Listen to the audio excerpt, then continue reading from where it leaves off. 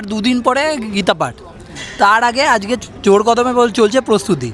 কি মনে হচ্ছে 7 তারিখে কি হবে?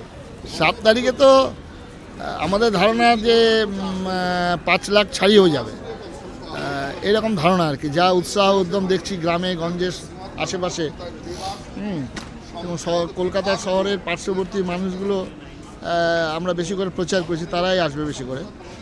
আর এবারে যেটা হয়েছে, যেটা গতবারে যেটা হয়েছিল, এবারে বাগেশ্বর ধাম রামদেব স্বামী এদের আসাতে আরেকটু ক্রেজ বেড়েছে, প্রচুর পরিমাণে মানুষের উৎসাহ জেগেছে।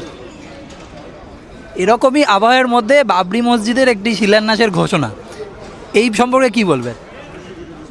সেটা আমাদের দেশে নানা ধর্ম, নানা মত, নানা পরিধানের ব্যাপার, নানা ভাষা, নানা মত, নানা পরিধান, বিবিধের মাঝে দেখো মিলন মহান।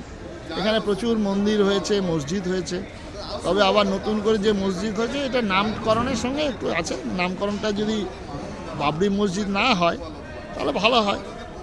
এটা থেকে আরেক দল আবার তখন রাম মন্দিরের চিন্তা ভাবনা করবে, এই নানা রকম একটা সমস্যা দেখা দেবে। এই নামের সঙ্গে আমাদের আপত্তি একটু। আচ্ছা, এই সময়ে এরকম একটা ঘোষণা, তারই মাঝখানে গীতা পাঠ, সামনে ভোট আছে, এতে কি কিছু এফেক্ট করতে পারে? সামনে ভোটটা এর সঙ্গে কোনো সমস্যা, সামনে ভোট একটা কাকতালীয়। গীতার জয়ন্তী তো আবহমান কাল থেকে হয়ে আসছে, আর ভোট ভারতবর্ষে দৈনিক হচ্ছে, প্রতি মাসে হচ্ছে, এর সঙ্গে কোনো সম্পর্ক নেই। এই মুহূর্তে দাঁড়িয়ে বিভিন্ন দলও এইটার সুযোগ সুবিধা নিতে চাইবে, তো এই সম্পর্কে কিছু বলবেন? এটা তো খুব ভালো কথা। হ্যাঁ, বিভিন্ন দল তো সুযোগ সুবিধা নেওয়ার জন্য তারা প্রস্তুত হয়ে আছে, নেবেই তো।